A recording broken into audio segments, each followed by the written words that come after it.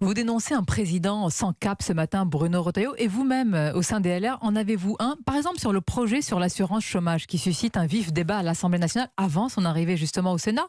Au final, on imagine que vous ne pourrez que le soutenir, Bruno Retailleau.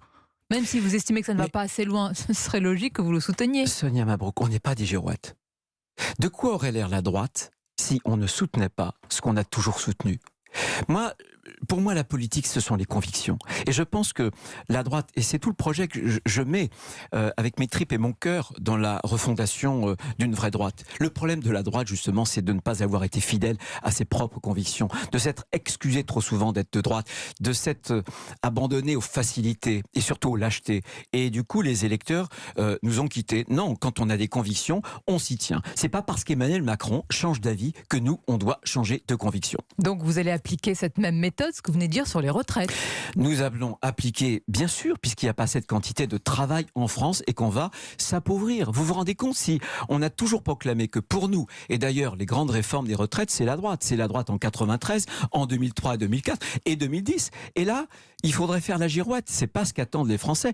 On veut une réforme des retraites, nous. Pas parce que on veut punir les Français, mais au contraire, on veut préserver leurs droits.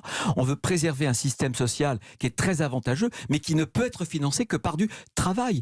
Regardez, Emmanuel Macron, on a la preuve par neuf. Il a refusé de repousser l'âge de la retraite au-delà de 62 ans. Qu'est-ce qui s'est passé? Pour 8 millions de retraités, ils ont perdu du pouvoir d'achat. Voilà, à cause de cette décision. Nous, on veut garantir des nouveaux droits, faire en sorte que les petites retraites soient augmentées, qu'on ait un droit Oui, mais de reversion. maintenant qu'il va mettre cela sur la table, vous allez dire banco? C'est ce que vous avez toujours demandé. Mais il n'y a pas de raison, là encore, qu'on fasse une girouette. Simplement, je me méfie avec Emmanuel Macron.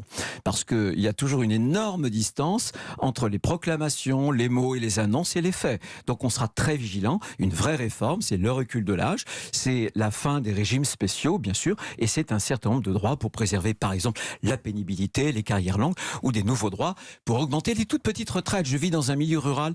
J'étais à une inauguration samedi, j'ai vu un agriculteur, il a commencé à travailler à 15 ans, il est parti à 62 ans. Vous savez combien il touche? 800 €. C'est un scandale. Moi, je veux pas de ce scandale-là.